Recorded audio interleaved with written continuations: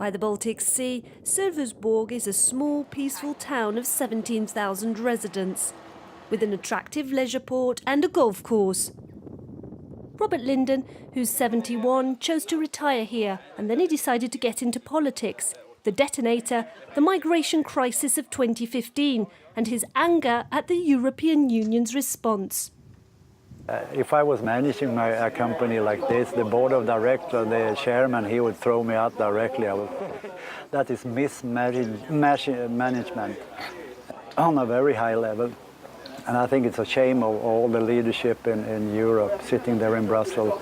Didn't have any plan for immigration. Some 300,000 asylum seekers have passed through this southern region Skåne in the last few years. Immigration is at the centre of the general election campaign. In Sölvesborg, Robert is the head of the list for the anti-immigration party SD, the Swedish Democrats.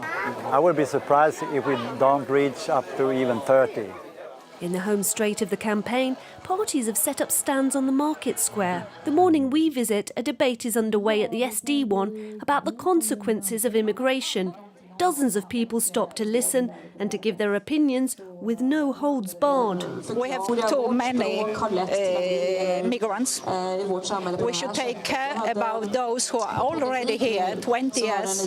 They cannot speak even Swedish. In the last few years, taxes on pensions have risen. Rolf, who's 83, isn't happy about refugees benefiting from the Swedish welfare system. Entering the door to the dentist cost me 1,000 crowns. And if I want to have a tooth repaired, maybe 4,000. They pay 50 crowns. The pensioners are impressed by the SD, which promises to expel more immigrants and to give fewer benefits to new arrivals. Elderly voters are key to Robert, and he takes the time to listen to their daily gripes. Oh. När man blir äldre, i synnerhet när man blir ensam. Oh. Exactly. Ja. Unfortunately, a lot come from immigration, which we don't have control over. Here in Sölvesborg, crime hasn't gone up in the last few years, but residents are still worried how their inner cities could end up. At this association, which runs without any public funding, a few hundred refugees get free lessons in the Swedish language and culture. Those who run it say the Social Democrats, currently in power nationally and locally, didn't have a proper plan for integrating immigrants. Sweden was not ready for the amount of people who came here. We have the good heart. All people talk about that we will open the doors always.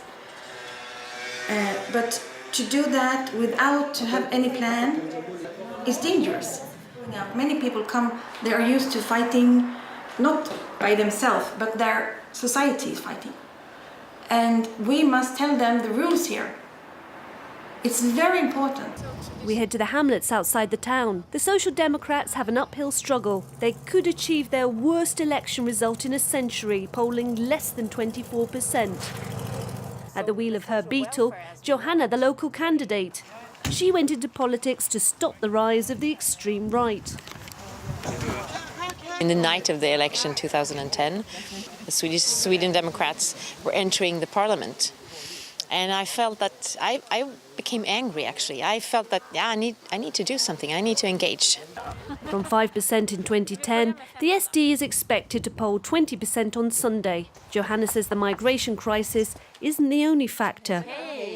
I think that the economic crisis in 2008 was one of the things that happened, and people got, as Jens says here, they got afraid. And they think that SD is going to make it like it was before. But it's a race against time. After going door to door, time for a rally at Volvo's Metal Workers Union. This is a left-wing heartland. In the past, voters here were loyal to candidates like Johanna and Prime Minister Stefan Löfven, tonight's guest. But the welcome is rather cold. Many here say they aren't benefiting from Sweden's healthy economy. Since the financial crisis, permanent contracts are no longer the norm. Industrial companies often use temporary workers. Many workers don't know if they'll make it till the end of the month. They don't know if they'll still have a job on Monday, if they can buy a car, or if instead they'll be losing their job and ending up on the dole. And with this comes a lot of bitterness. To stop that bitterness being transformed into ST votes, the Prime Minister and Johanna defend their record in government. 3% annual growth, unemployment of less than 6%. But many feel weeks of negotiations after the election to agree on a Prime Minister. Uncharted waters for Sweden's democracy.